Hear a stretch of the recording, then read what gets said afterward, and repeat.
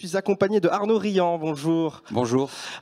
Tu vas nous parler du coup dans quelques instants des différents visages du e-commerce dans le B2B. Exactement. Le e-commerce B2B est en pleine expansion en ce moment et même déjà depuis la pandémie. On a vu une vraie transformation des entreprises dans le B2B qui historiquement ont été les premières à se lancer dans le commerce électronique dans les années 70 et 80 avec des systèmes bien sûr qu'on ne connaît plus aujourd'hui. Mais on voit une vraie transformation aujourd'hui des entreprises qui embrassent complètement l'expérience digitale avec leurs clients.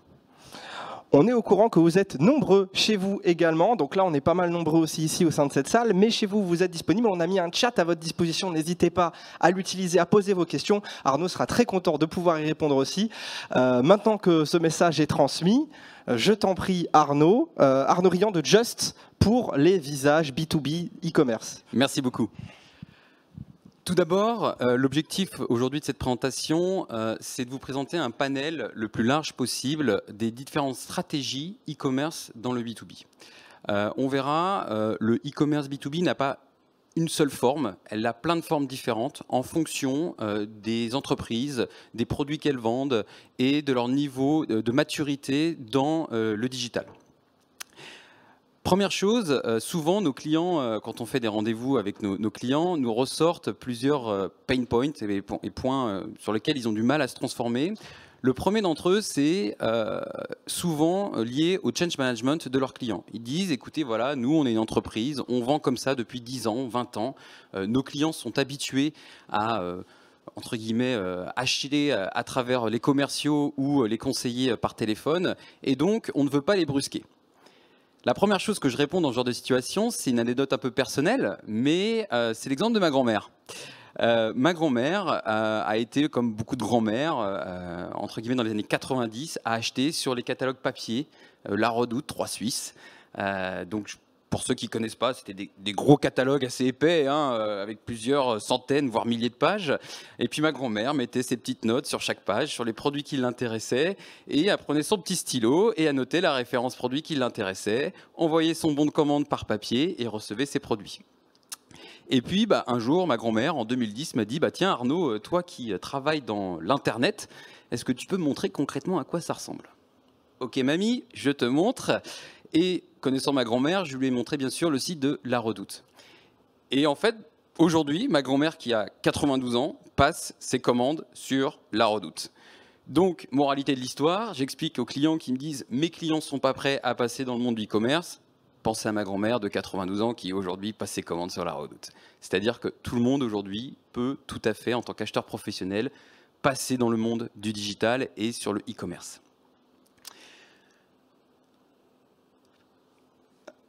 Hop, un petit focus du coup sur ce qu'on vient de se dire, sur les différents canaux du e-commerce B2B. Ça, c'est une étude McKinsey qui montre aujourd'hui quels sont les canaux privilégiés dans les interactions du commerce B2B. Bien sûr, on retrouve les canaux historiques que sont les rendez-vous en physique avec les commerciaux terrain, le fax, voilà, qui est aussi une part importante encore dans les commandes aujourd'hui. On voit qu'aujourd'hui, le fax représente presque encore 30%, entre 20 et 30% des commandes. Nous étions avec nos équipes il y a quelques semaines avec un grand acteur de l'agroalimentaire en France qui fait plusieurs milliards, qui nous expliquait aujourd'hui faire plus de 200 millions d'euros par fax. C'est énorme. C'est énorme. Et nous expliquer, je ne peux pas aujourd'hui couper le fax. Ça représente un chiffre d'affaires, un volume d'affaires énorme pour l'entreprise. Il y a à peu près une vingtaine de personnes au back-office qui tous les jours en fait, sont derrière des fax. Ils reçoivent des fax tous les jours. Donc il nous expliquait sa problématique de couper le fax, ce qu'on comprend tout à fait. Le deuxième canal qui est aussi bien sûr privilégié par les acheteurs du B2B, c'est le téléphone et l'email. Pareil, ces deux canaux représentent entre 30 et 40% des commandes aujourd'hui dans le monde du B2B. Très difficile bien sûr de couper ces canaux, mais ces deux canaux représentent une énorme charge derrière en back-office pour les entreprises. Pourquoi ? À chaque fois, je reprends un peu l'exemple B2C. Hier, vous avez fait un déjeuner avec une amie ou un ami et vous êtes partagé l'addition et vous devez lui faire, entre guillemets, un transfert. Imaginez envoyer un mail à votre conseiller bancaire pour lui demander de réaliser un virement sur le compte de votre ami, attendre 48 heures que la personne vous réponde « oui, très bien, j'ai fait le virement, mais il me manque telle information ». Bref, une perte de temps incroyable, alors qu'aujourd'hui, on a tous Lydia, Popkin ou même l'application mobile de sa banque. Et c'est ce qu'en fait on explique à nos clients, c'est de dire l'email, c'est très bien, mais ça génère vraiment une charge de travail back-office pour vos équipes qui a une faible valeur ajoutée, parce que recevoir un email, le ressaisir, enfin reposer une question par email, le ressaisir dans un ERP, s'assurer que la commande entre-temps, les stocks sont toujours disponibles, des fois les stocks sont plus disponibles, donc on rappelle le client, aucune valeur ajoutée pour le client, au contraire, ça crée de la frustration. Et enfin, l'accélération des nouveaux canaux, e-commerce et applications mobiles, qui, bien sûr, sont en pleine croissance et représentent aujourd'hui à peu près 30% des commandes réalisées dans le B2B. Et bien sûr, avec la pandémie, on voit une forte accélération. On voit que dans 2020 et 2021, on est resté sur ces seuils-là. Avant la pandémie, on était sur des seuils beaucoup, beaucoup plus bas. Donc aujourd'hui, clairement, ce qu'on explique aussi à nos clients, c'est que le e-commerce B2B n'est pas là pour remplacer les canaux existants. Souvent, les entreprises ont peur, avec le e-commerce B2B, de perdre cette relation humaine avec leurs clients. Et nous, ce qu'on explique, c'est tout le contraire. C'est de dire, au contraire, vous allez passer du temps avec vos clients, vos commerciaux vont passer du temps avec vos clients, mais pour de la valeur ajoutée. Vos commerciaux, ils ne sont pas là pour venir noter des petites références sur un bout de papier ou sur un ordinateur et repartir derrière. Ils sont là pour faire de l'accompagnement client, du support client, présenter des nouveaux produits, des nouvelles offres auprès de vos clients. Après, un client est tout à fait autonome pour passer une commande aujourd'hui. Un acheteur professionnel sait très bien comment ça fonctionne Internet et est tout à fait autonome pour passer sa commande. Ce qui est assez intéressant, on l'a dit un petit peu en introduction, c'est le e-commerce, enfin le B2B a toujours été en avance dans le commerce, ce que j'appelle électronique. Le commerce électronique, c'est des noms qui vont peut-être résonner pour certains, c'est ce qu'on appelle les EDI, connexion de RP à ERP, le fax, qui dans les années 70 était vraiment quelque chose vraiment très novateur, le fax. Donc le e-commerce B2B, enfin le B2B a vraiment pris un temps d'avance, on va dire dans les années 70 jusqu'à 2000, sur ce commerce électronique. Puis on a eu l'avènement du e-commerce. Et là, le B2B n'a pas su se transformer. Ils sont restés un petit peu sur leurs acquis. Pourquoi? Parce que connecter des ERP entre eux, c'est très compliqué, c'est très long et ça coûte très cher. Donc forcément, on essaye d'amortir ces investissements. Et donc on se dit, bon, oui, ok, le e-commerce, ça décolle, mais bon, moi j'ai mes EDI, ça tourne, j'ai pas vraiment d'intérêt à changer. Et ce qui est intéressant, c'est qu'en revanche, le marché du B2C, qui est beaucoup plus petit, lui, a vraiment explosé sur la partie e-commerce. Et ça, je pense qu'on n'a pas besoin de revenir là-dessus. Clairement, le moteur aujourd'hui dans l'innovation vient plus souvent du B2C, dans le e-commerce B2C, que du e-commerce B2B. Mais on voit, depuis ces dernières années, une forte accélération dans la transformation. D'accord ? Donc, comme je disais, les EDI, ça fait le boulot, mais ça n'apporte pas le supplément de service qu'un client attend. Pourquoi ? Parce que les EDI ou le commerce électronique, c'est très basique, très peu d'informations sur les produits, aucune documentation technique sur un produit, le client ne peut pas vraiment se projeter, faible valeur ajoutée pour un client. Un client, aujourd'hui, un acheteur professionnel, il va rechercher la même chose, la même expérience qu'il a au quotidien sur Fnac.com, Amazon B2B, etc. Il va chercher la même expérience. Et donc pour ça, il faut du contenu, ce qu'on appelle riche. Et il n'y a que le e-commerce qui peut apporter, entre guillemets, ces fonctionnalités et ce niveau de contenu auprès d'un client professionnel. Et donc c'est pour ça qu'on voit une forte accélération du e-commerce B2B. Et surtout, un chiffre intéressant, c'est quasiment 19% de taux de croissance entre 2022 et 2028 pour le e-commerce B2B. Donc aujourd'hui, une entreprise qui fait du commerce dans le B2B et qui délaisse ce canal e-commerce est vouée quasiment à disparaître dans les années futures parce qu'aujourd'hui, on ne peut pas ignorer clairement cette transformation. Maintenant, pourquoi en fait le e-commerce B2B s'accélère? On a commencé un petit peu à traiter la question. Première chose, c'est vraiment un phénomène générationnel. Aujourd'hui, clairement, les acheteurs professionnels, 90% des acheteurs professionnels ont entre 25 et 45 ans. Donc autant dire, dans la génération des millennials et génération X, clairement, les gens sont habitués au quotidien d'acheter de manière facile, simple, sur des sites e-commerce. Et donc, ils veulent retrouver cette expérience dans le monde professionnel. Aujourd'hui, je pense que si vous donnez un fax à quelqu'un qui a entre 25 et 30 ans, je ne suis même pas sûr qu'il soit capable de passer une commande via un fax. C'est même quasiment sûr. Donc, ils sont vraiment dans cette recherche de dire je suis autonome, j'ai besoin de faire une recherche sur les produits, j'ai besoin de trouver mes produits en fonction de certains critères, et donc repasser par une interface qui ressemble plus à un Minitel que, alors pareil, le Minitel pour certains, ça va peut-être pas leur parler, mais voilà, le Minitel avec un écran noir et les écritures en vert, sans avoir toute cette richesse de recherche produit, d'informations sur le produit pour passer sa commande. Ils ne veulent plus de cette expérience. Et surtout, ils considèrent qu'ils sont suffisamment grands et autonomes pour pouvoir se connecter et passer les commandes directement. Une expérience sans friction, ça c'est quelque chose qui est aussi très demandé dans le e-commerce B2B. On en a parlé tout à l'heure. La friction, c'est quoi? C'est de devoir envoyer un email, attendre 48 heures, la réponse en disant oui ou non, est-ce que vous avez le stock?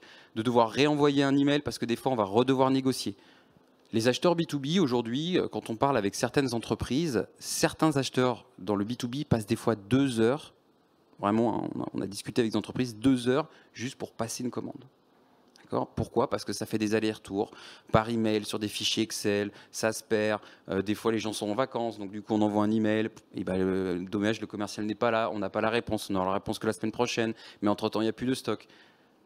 Impossible. En plus, aujourd'hui, avec ce qui se passe clairement dans le monde, on est vraiment à flux tendu sur l'ensemble des matériaux. Les acheteurs professionnels, en ce moment, ils sont un petit peu sur les nerfs quand ils n'ont pas un état de stock à l'instant T. Et c'est ça aussi qui est important, c'est vraiment générationnel. C'est aujourd'hui, on est tous habitués à avoir une réponse en temps réel. Et donc, supporter de devoir attendre 48 heures juste pour savoir si on veut bien et si on peut traiter ma commande, c'est pas possible. Aujourd'hui, c'est un vrai point de friction. Et c'est pour ça que, aujourd'hui, des entreprises comme Amazon B2B, clairement, sont vraiment cannibalisées. Aujourd'hui, Amazon B2B représente plus de 30% du e-commerce B2B aux US. C'est énorme. Ils ont quand même tué Office Depot. Office Depot, qui était quand même une entreprise dans le B2B majeure, mais un exemple d'entreprise qui n'a pas réussi à prendre le tournant du e-commerce et du digital, qui est resté sur ses acquis. Je ne sais pas si certains d'entre vous avaient passé des commandes sur leur site, mais même leur expérience e-commerce était assez complexe. Il fallait être en compte, comme il disait. Donc, il fallait d'abord montrer patte blanche en tant que client pour créer un compte dans l'ERP. Puis, une fois qu'on était créé dans l'ERP, on nous envoyait des codes pour pouvoir accéder au site e-commerce. Vous allez sur Amazon B2B, en 30 secondes, vous avez passé votre commande. Nous, on est une start-up. Aujourd'hui, clairement, on a un besoin d'instant T, on se connecte, on commande et on n'en parle plus. Et c'est ce que recherchent aujourd'hui, clairement, les entreprises.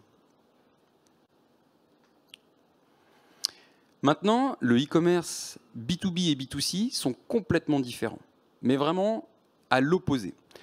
Le e-commerce B2C, finalement, c'est quoi? C'est d'avoir un produit, un prix public, un stock, voire un petit peu plus de stock dans différents entrepôts, mais on reste sur un processus relativement simple. Et le e-commerce B2C va surtout se focaliser sur amener du trafic, travailler sur la marque pour driver plus de ventes. Le e-commerce B2B, c'est complètement différent. Le e-commerce B2B va se focaliser sur des fonctionnalités. D'accord? Donc c'est vraiment une autre approche. Pourquoi? Parce qu'en fait, elle est liée à l'entreprise intrinsèquement. C'est-à-dire que le premier point d'un site e-commerce B2B, c'est ce qu'on appelle les assortiments de catalogue. Est-ce qu'un acheteur professionnel peut voir l'ensemble de mon catalogue ou simplement une vision très restreinte de mon catalogue? Je prends un exemple. Admettons, je travaille chez Air France. Je suis acheteur chez Air France, je suis acheteur sur les pièces d'avion, peut-être que je ne verrai qu'une partie de l'avion, des ailes d'avion par exemple, parce que je suis un acheteur sur les ailes d'avion. Donc on essaie toujours de cadrer, entre guillemets, le catalogue d'un acheteur professionnel, parce que lui, il est vraiment dans un achat récurrent et il n'est pas là pour perdre du temps forcément sur de la navigation et il doit aller droit au but pour passer sa commande. Le deuxième point qui est extrêmement important dans le e-commerce B2B, les prix personnalisés. Ça, c'est obligatoire. Les clients négocient en amont des prix avec les commerciaux et ils veulent retrouver les prix négociés en ligne. Donc ça, bien sûr, on se retrouve dans une configuration complètement différente du B2C, où là, pour un même produit, on peut retrouver des centaines, voire des milliers de prix différents en fonction des clients. On retrouve aussi des fonctionnalités, ce qu'on appelle chez nous le quick order. On a un petit peu évoqué le sujet, mais un acheteur professionnel n'est pas là pour un peu papillonner entre guillemets sur un site, il est là pour passer une commande. Donc il faut absolument proposer des fonctionnalités front-end qui lui facilitent la prise de commande. En quelques clics, il faut qu'il soit capable de créer son bon de commande en ligne, de le valider et de pouvoir l'envoyer derrière à l'entreprise. On retrouve aussi ce qu'on appelle les workflows de validation. Sujet très important dans le e-commerce B2B. On a des clients qui passent des fois des commandes de plusieurs centaines, milliers d'euros. On a des clients qui achètent des conteneurs. On ne passe pas une commande de 100 000 euros ou 200 000 euros comme ça en ligne, tout seul, dans son coin. Ça nécessite derrière des validations et des workflows de validation à la fois chez le client.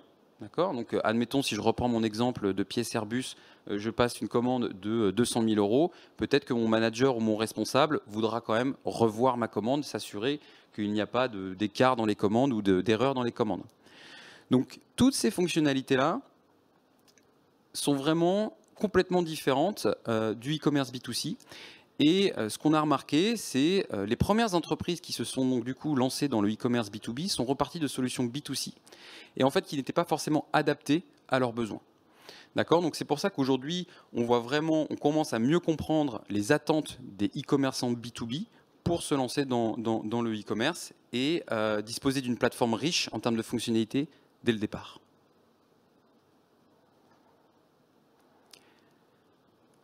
Rapidement, justement, les trajectoires de maturité dans le e-commerce B2B.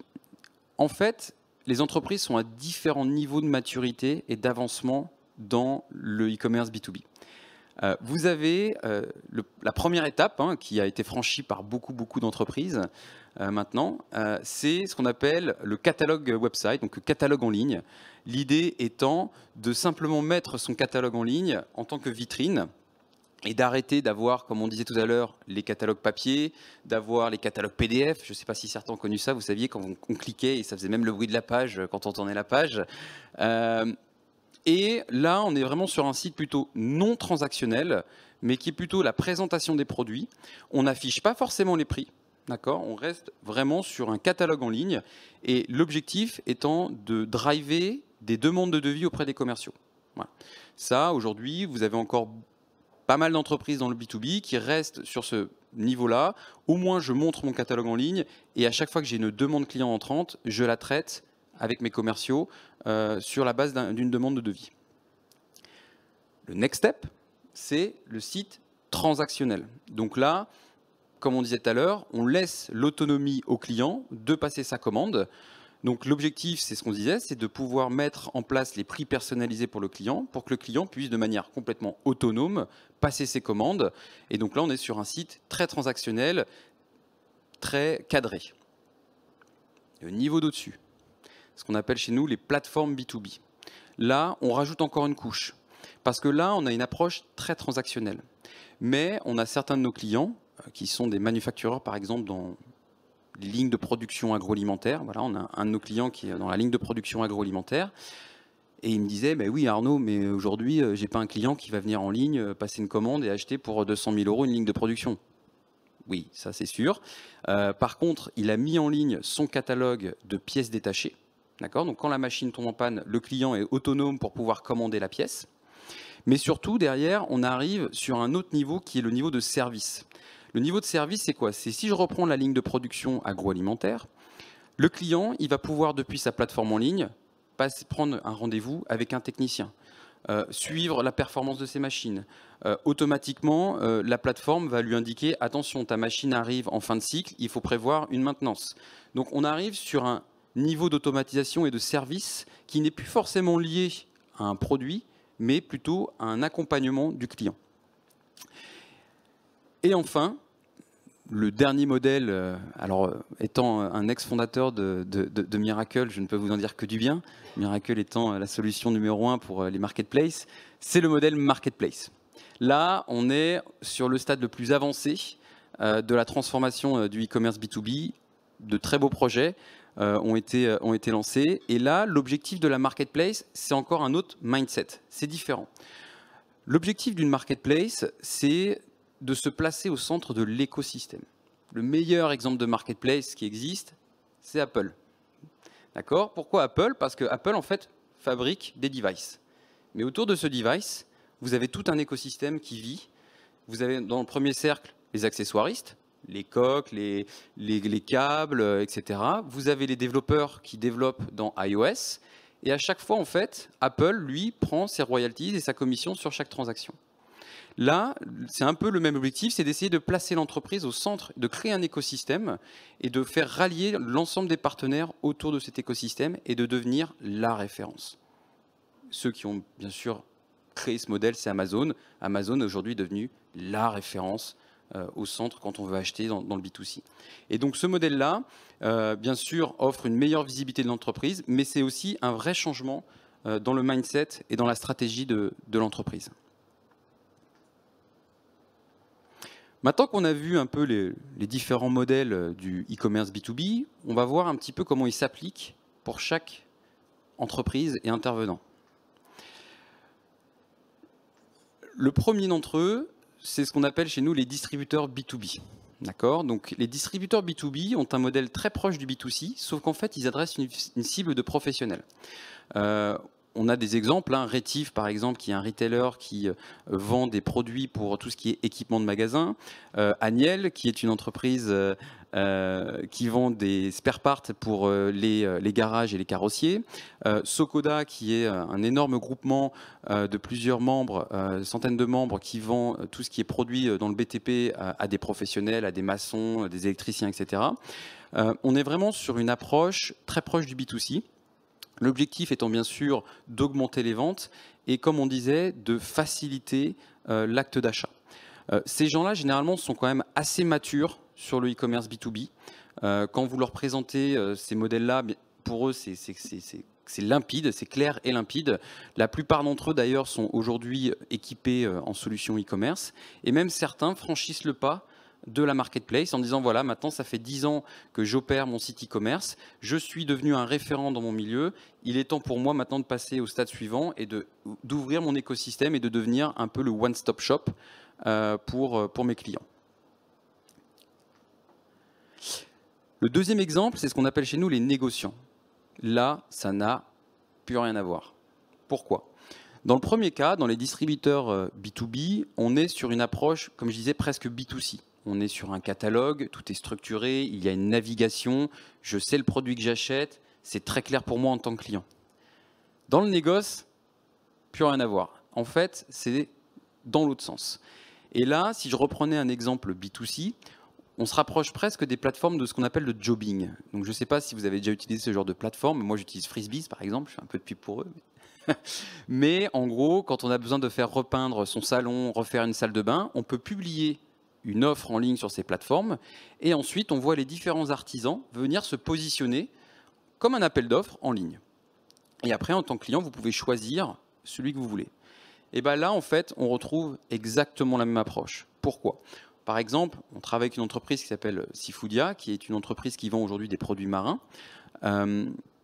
Les clients, en fait, publient leur offre en disant voilà, moi, j'ai besoin de 3 tonnes de saumon pour 2 semaines, dans 2 semaines, livré à Shanghai, calibre 1. Le client exprime son besoin.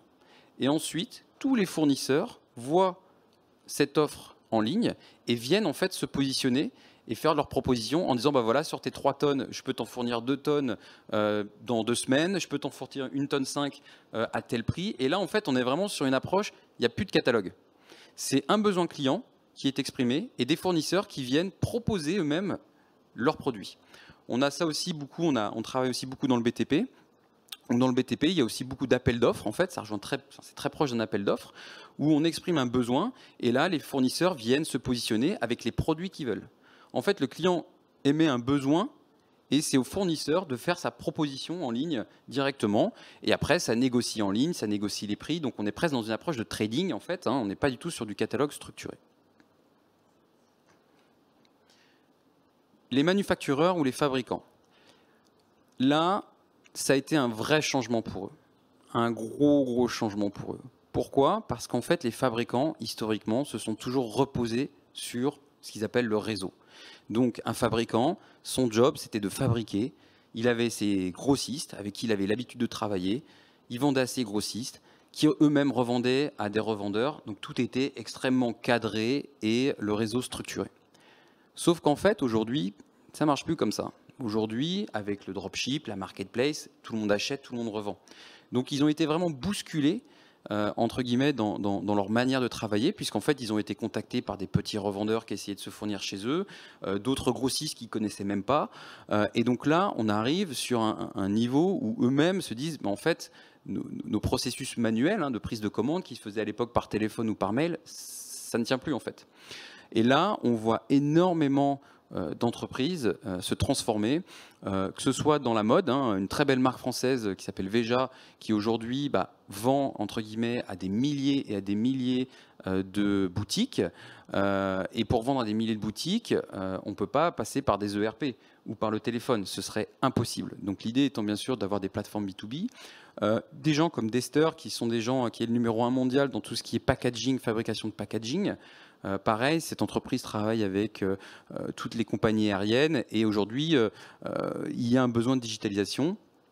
Et on en a un petit peu parlé, bien sûr, Airbus, qui est aussi un sujet là-dessus, sur la partie spare part, notamment dans un avion. Parce que quand un avion est au sol, ça coûte extrêmement cher à la compagnie. Donc il est hors de question que la compagnie perde 5 heures au téléphone pour savoir s'il y a une pièce ou pas qui est disponible sur l'aéroport de Rio, parce qu'en fait l'avion il est au sol et il ne peut pas partir. Donc on retrouve toujours cette instantanéité attendue par les clients. Et surtout là-dessus, on parlait à un acteur majeur de l'armement français, nous expliquait, c'est plus une option. En fait, quand ils sont en appel d'offres pour vendre, alors je dirais pas le nom, enfin le type de produits qu'ils vendent, mais en fait, ça fait partie même de l'appel d'offres. Parce que quand vous achetez aujourd'hui des avions, même chez Airbus, Airbus vous dit « Ok, c'est très bien, je t'achète l'avion, mais moi maintenant, la maintenance, ça se passe comment ?» Parce que si à chaque fois que j'ai un avion au sol, ça me prend 5 heures pour trouver une pièce, moi je perds de l'argent en tant que compagnie, donc c'est pas possible. Donc en fait, ça devient même un critère majeur de sélection dans les appels d'offres B2B, c'est-à-dire que très bien, vous avez un très bon produit, mais si derrière, et c'est comme nous, on achète une voiture, si derrière on a besoin de passer 3 jours au téléphone ou par fax ou par je ne sais pas trop quoi pour prendre un rendez-vous parce que notre voiture elle est en panne, je pense qu'on va, on va tous un petit peu s'énerver. Et bien là, c'est exactement la même chose qui se passe aujourd'hui dans le monde du B2B. Et enfin, la dernière population qu'on rencontre énormément, c'est les retailers B2C. Alors là, vous allez me dire, mais il s'est trompé de conférence, c'était la conférence d'avant. Pas du tout. En fait, on retrouve cette notion de réseau. D'accord ? Quand vous êtes Accor Hôtel, à 80 000 hôtels dans le monde. D'accord ? Tout ce qui était gestion des réassorts des hôtels, parce que quand vous exploitez un hôtel, faut acheter des draps, du lait, enfin voilà, il y a énormément de choses à acheter. Et en fait, tout ça passait manuellement dans les systèmes. Donc en fait, vous aviez des gens qui envoyaient des emails, qui achetaient, qui faisaient même ce qu'on appelle des achats sauvages, donc qui en fait allaient au coin de la rue pour acheter leurs produits. Sauf qu'en fait, quand vous êtes Accor et que vous êtes dans un hôtel, vous avez un certain standing, vous avez un certain process, on va dire, pour les achats. Et donc là, on se retrouve clairement dans un manque de pilotage total de l'entreprise. Où en fait, il disait, en fait, tous les hôtels sont complètement autonomes et achètent dans leur coin, et nous, on ne voit pas ce qui se passe. Donc déjà, le client, bien sûr, était un peu perturbé, parce que quand vous allez dans un Novotel, vous attendez une certaine expérience chez Novotel, et en fait, des fois, ce n'était pas toujours le cas. Et donc, ces entreprises se sont dit, en fait, il faut qu'on crée une plateforme B2B interne. C'est l'exemple aussi de Monoprix. Monoprix, aujourd'hui, a plus de 800 magasins. Ces 800 magasins, tous les jours, ils ont besoin de se réapprovisionner en pâtes, en œufs, etc. Et donc, ce modèle par l'email, entre guillemets, qui est très pratique, puisqu'on est en interne, on est entre nous, j'ai envie de dire, voilà, c'est le réseau Monoprix, ou même le réseau Weldom, ou d'autres entreprises. Donc, en fait, on peut passer par mail. Sauf qu'en fait, quand vous avez 1000 magasins qui vous envoient plus de 1000 mails par jour qu'il faut ressaisir derrière dans un ERP, ça devient très vite plus scalable. On parlait à un acteur de la food qui vient de se faire racheter. Il disait, j'ai besoin d'ouvrir 200 magasins dans l'année. D'accord ? Impossible. Aujourd'hui, sur la base du processus manuel, c'est impossible. C'est des magasins qui passent des fois 3-4 commandes par jour. Donc vous multipliez par le nombre de magasins, ça fait des fois 4 ou 5 000 mails à traiter dans la journée, à ressaisir dans un ERP. Impossible. Donc d'abord, ils se restructurent en interne sur leur processus B2B, d'accord, de réassort, et ensuite, ils remettent la marche en avant pour le développement. Donc vous voyez, en fait, vraiment, l'idée ici, c'est de vous montrer, en fonction un petit peu de la nature même de l'entreprise, les projets sont complètement différents. Certains projets sont beaucoup plus proches du B2C, donc c'est le premier cas. Le deuxième cas, qui est vraiment une plateforme de trading. Le troisième cas qui rejoint plus le support client et le niveau de service pour un client pour lui offrir un accompagnement sur le long terme. Et enfin, le dernier modèle qui est un modèle plutôt de e-procurement et de réassort au sein même de l'entreprise pour pouvoir aider la croissance de l'entreprise sur le réseau physique. Ensuite, on a très souvent la question de nos clients, ok, très bien, je sais, il faut que je me digitalise, il faut que je lance le e-commerce, mais je ne sais pas par quoi commencer. Donc généralement, ce qu'on dit à nos clients, c'est, première question, c'est très bien, quels sont les clients qui sont le plus susceptibles dans ton portefeuille client d'être des early adopters de ta plateforme. D'accord ? C'est un petit peu le cas, donc, je vous disais, de cet acteur dans l'agroalimentaire avec qui on parlait, qui nous disait, bah voilà, j'ai encore 200 millions d'euros qui passent par le fax. Très bien. Essaye d'identifier ceux que tu penses qui sont prêts, entre guillemets, à passer sur le e-commerce. Et surtout, analyse bien ton mix produit pour savoir quel est le type de produit que tu veux vendre. Je parlais tout à l'heure de l'entreprise qui produit des lignes de production agroalimentaire. Son premier réflexe a été de me dire, mais Arnaud, jamais personne n'achètera une ligne de production alimentaire en ligne. Oui, par contre, tout ce qui est spare part et pièces détachées, ça, par contre, oui, en effet, ils sont prêts à l'acheter. Généralement, c'est quelque chose qui va assez vite parce qu'en fait, ils connaissent quand même très bien leur portefeuille client et leurs produits. Donc, généralement, on arrive à définir le périmètre qui sera le plus facile à digitaliser. La deuxième question qui vient très très souvent, et ok, mais je prends quoi pour lancer mon site e-commerce B2B ? Alors, deux solutions, hein. Soit on développe sa propre plateforme, donc on se prend pour, entre guillemets, un éditeur de logiciels et on se lance, soit on achète une solution du marché. J'ai envie de dire, c'est ni l'un ni l'autre en fait. Il faut avoir ce qu'on appelle une solution hybride. Pourquoi ? Se lancer 100% dans du développement spécifique du e-commerce B2B, ça marche rarement. Franchement, ça marche rarement, c'est très coûteux, ça demande une certaine expertise, des chefs de projet, des développeurs. Quand on connaît aujourd'hui le marché de la tech, comment c'est extrêmement compliqué de trouver des ressources, c'est plus le parcours du combattant qu'autre chose. Derrière, il faut le maintenir, ça coûte de l'argent, et une fois qu'on a lancé sa plateforme, bah, il faut la maintenir et la faire évoluer, ce qui est bien sûr extrêmement cher. D'un autre côté, tout mettre dans une solution du marché, c'est pas forcément la meilleure option. Pourquoi ? Parce qu'en fait, comme je disais, il y a des spécificités liées à votre industrie. Comme je vous disais, on travaille nous avec Dester. Dester, c'est une entreprise, comme je disais, de packaging. On fait du packaging sur mesure. Donc là, il y a des modules 3D où en fait le client a deux options. Soit il achète sur du catalogue, et là la question ne se pose pas, c'est déjà catalogué, il connaît et il sait exactement ce qu'il achète. Soit on arrive sur un concept de modélisation 3D où là on est sur quelque chose de beaucoup plus avancé. Donc en fait, c'est le juste milieu, c'est-à-dire que, par exemple, dans le cas de Dester, ils ont pris notre solution, qui est une solution du marché, mais autour de cette solution de marché, on vient connecter des systèmes spécifiques au métier de l'entreprise. En l'occurrence, dans le cas de Dester, c'est du packaging 3D. Et donc, en fait, c'est le meilleur des deux mondes qu'il faut retrouver. D'accord ? C'est-à-dire que d'un côté, vous avez votre colonne vertébrale, qui est la solution e-commerce du marché, qui, elle, va vous permettre d'avoir une maintenance, une évolution de la solution et un service clé en main. Et comme ça, les entreprises peuvent vraiment se focaliser sur les développements qui sont vraiment liés à leur cœur de métier et qui apportent une vraie couche supplémentaire pour le client. Le troisième point qu'on retrouve, c'est question, c'est OK, très bien, mais alors qu'est-ce que je lance comme fonctionnalité sur ma plateforme? Là, l'erreur que beaucoup de clients font, c'est de dire je réplique mes processus ERP dans mon e-commerce. Et alors là, c'est là où ça se passe pas bien généralement. Pourquoi? Parce qu'un ERP, déjà, ça a souvent quelques années, donc il y a ce qu'on appelle du legacy. Et puis un client, il n'est pas là pour se taper les processus internes de votre entreprise. Un ERP, à la base, c'est pas prévu pour faire du e-commerce. Un ERP, à la base, c'est prévu pour vos processus internes, d'achat, de vente, peut-être, RH, finance.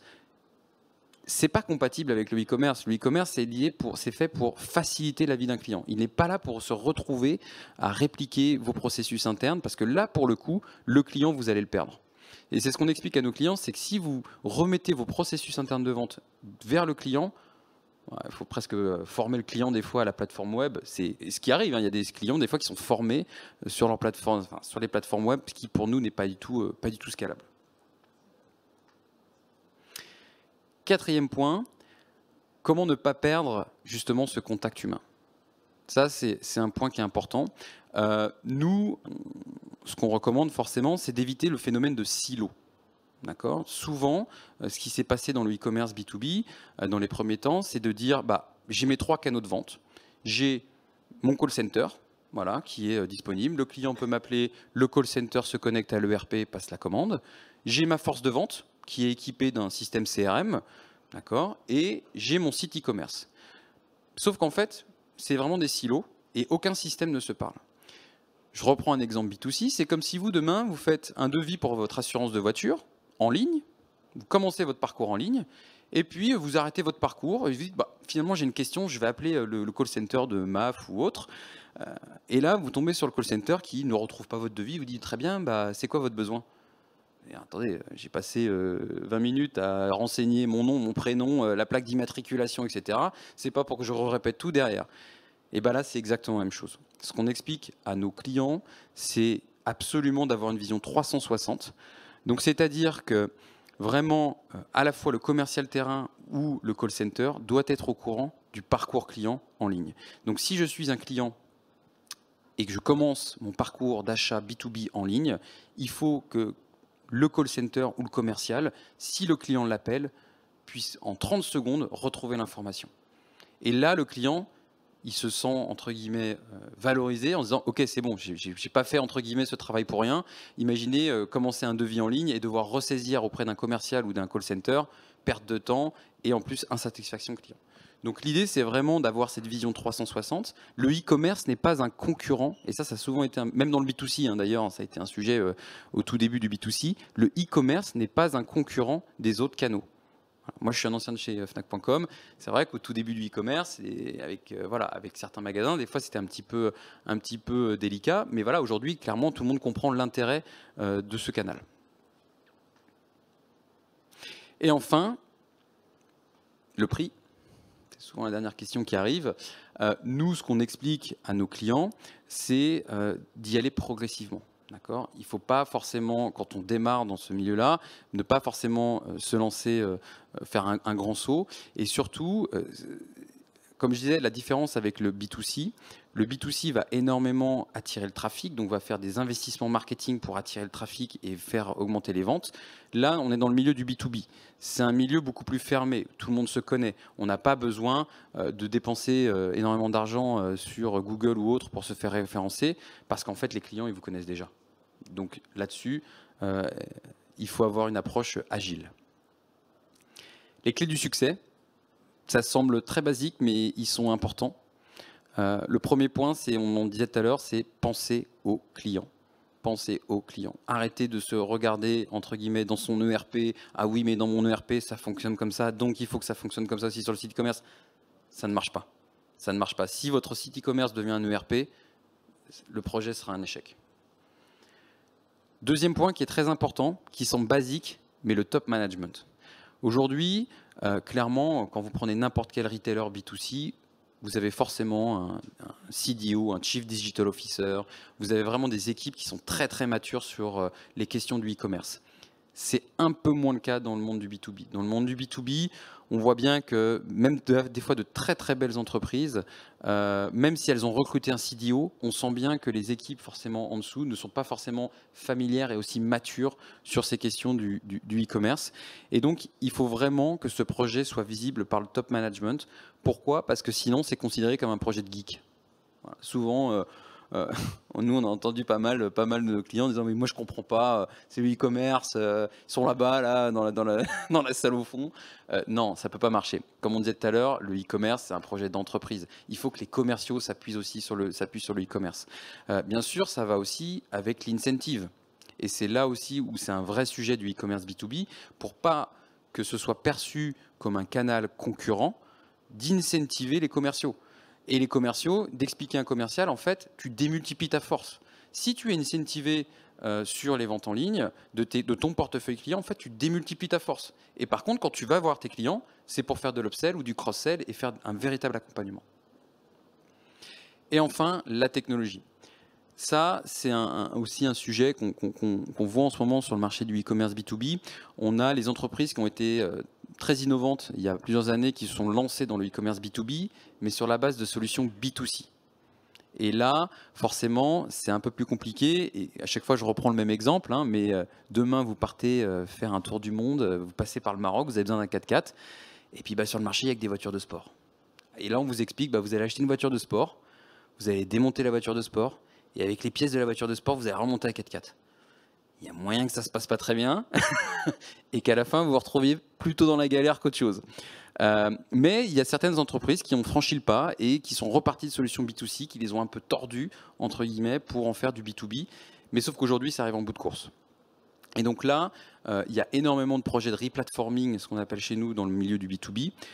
Et là, l'idée, c'est vraiment, je disais, de prendre des solutions entre guillemets modernes, dans le sens où c'est ce qu'on appelle les solutions headless, donc c'est des termes un peu barbares, mais l'idée étant vraiment d'avoir des solutions ouvertes sur l'extérieur, complètement apaisées. Pourquoi? Parce qu'en fait, vous allez construire le socle e-commerce B2B, et ce socle derrière va se connecter à plein d'autres systèmes dans l'entreprise. On a nommé quelques-uns, il y a l'ERP, le CRM, mais des fois c'est des modules, comme on disait, de conception 3D de produits, ça peut être un tas d'autres choses. Et il faut vraiment aujourd'hui que les clients aient des plateformes ouvertes pour pouvoir offrir le meilleur niveau de service en ligne après pour les clients. Voilà, c'était un petit peu la présentation. Ce qui est vraiment important, et c'est ce qu'on s'est dit depuis le début, c'est comme disent les Américains, think big, start small, learn fast. C'est vraiment le mindset qu'il faut garder. Il ne faut pas avoir peur des ambitions du e-commerce B2B pour les entreprises qui se lancent dans ce milieu-là. Par contre, il ne faut pas forcément faire le grand saut dès le départ, parce que sinon c'est le meilleur moyen d'avoir des projets qui durent des fois plusieurs années et à la fin on n'a pas forcément ce qu'on veut.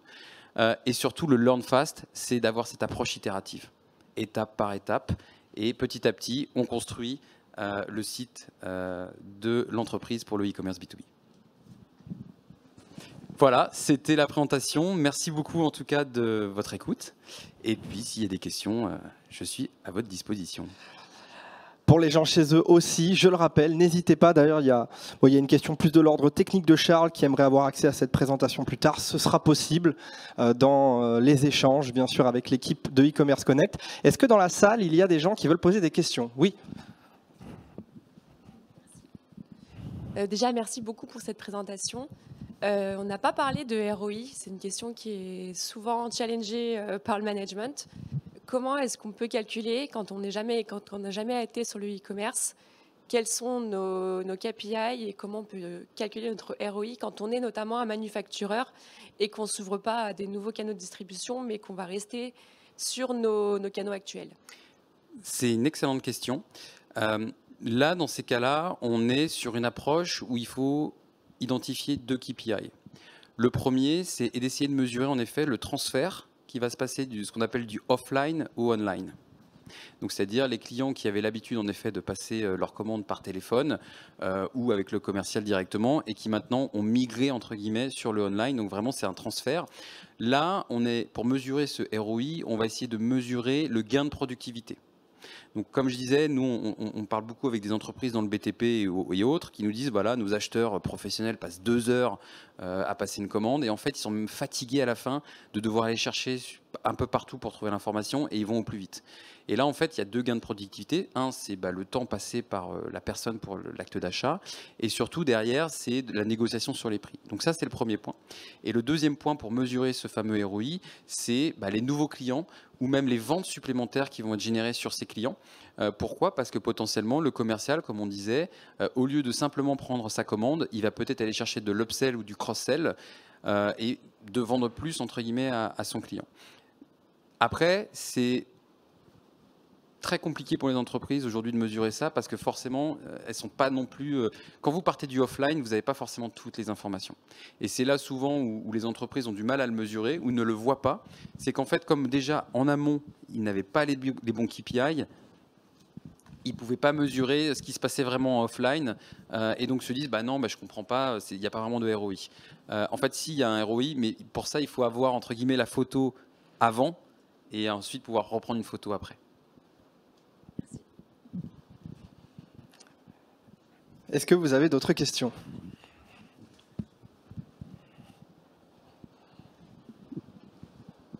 Ça rejoint un peu la même question, mais nous on est déjà sur le B2B. Comment estimer le ROI quand on met en place un punch-out ? Sachant qu'on met en place des data scientists, des data analysts, ça a un coût humain et technologique. Comment estimer le ROI à la fin de la mise en place ? Encore une très bonne question, donc punch-out. Alors le punch-out, pour peut-être ceux qui ne savent pas ce que c'est vous êtes sur votre application et en fait quand vous cliquez, vous êtes redirigé vers potentiellement le site de du vendeur, pardon, et en fait vous êtes automatiquement logué. Donc admettons, je suis quelqu'un qui travaille chez Air France, j'achète, je sais pas moi, des stylos ou des produits de bureau. Si je clique sur le punch-out d'Amazon, en fait je vais être redirigé vers Amazon et automatiquement Amazon va reconnaître mon login, mon nom, mon compte, etc. Aujourd'hui, il y a un vrai changement sur le punch-out. Le punch-out a été très utilisé avant et là, en fait, on arrive de plus en plus dans des modèles marketplace. Pourquoi ? Si je vous donne un exemple, vous êtes dans le privé et je vous dis « achète-moi un écran de téléviseur 32 pouces ». Ça, c'est mon besoin.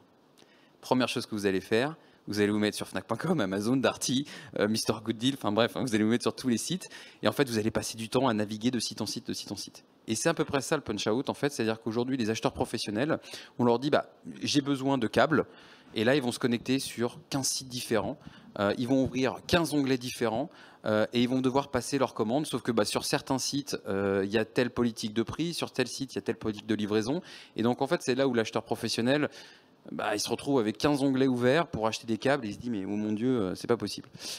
Et donc c'est là où en fait en ce moment il y a une vraie transformation là-dessus, où en fait de plus en plus d'entreprises abandonnent le punch-out pour se lancer dans la marketplace. Pourquoi ? Parce qu'en fait, dans le monde de la marketplace, un acheteur professionnel se connecte, il tape câble, il voit la liste des câbles, il clique sur le câble et dans la page produit, il voit directement ce produit est vendu par un tel, à tel prix, à tel prix, à tel prix. En 3 clics, en fait, il retrouve le même niveau d'information que dans 11 onglets qu'il a ouverts avant. Et donc, oui. La marketplace, c'est lui qui va la mettre en place. Exactement. Ouais. Donc là, alors je ne peux pas vous donner les noms des entreprises, mais il y a énormément d'entreprises qui sont en train de transformer ça, qui sont en train d'un petit peu... j'ai pas dit qu'ils coupaient le punch-out, ils gardent toujours le punch-out, mais qui sont en train de transférer le punch-out sur un modèle marketplace. Le punch-out, pour moi, ça me rappelle un petit peu dans le B2C l'affiliation. Je ne sais pas si vous vous souvenez que vous cliquez et ça vous renvoie sur un autre site. C'est à peu près la même chose, le punch-out. Mais du coup, en termes de productivité et de recherche, pour un client, ça peut être un peu long. Et donc, c'est pour ça qu'il y a beaucoup d'entreprises sont en train de transformer ce modèle de punch-out en modèle, on va dire, de marketplace, où en effet, comme vous disiez, l'acheteur professionnel, il lance sa recherche. C'est une recherche unifiée qui va aller rechercher sur l'ensemble du catalogue, qui va remonter l'ensemble des fournisseurs. Et en fait, en une seule page, il va pouvoir retrouver l'ensemble des fournisseurs qui proposent ce produit. Ce qui est un gain de temps phénoménal pour lui. Malheureusement, nous n'avons plus le temps pour des questions, mais si jamais vous voulez aller voir Arnaud au sein du CHAC, ici présent pendant ce e-commerce connect, n'hésitez pas, bien sûr. Merci beaucoup. Merci beaucoup. Merci Arnaud Riant. Merci beaucoup.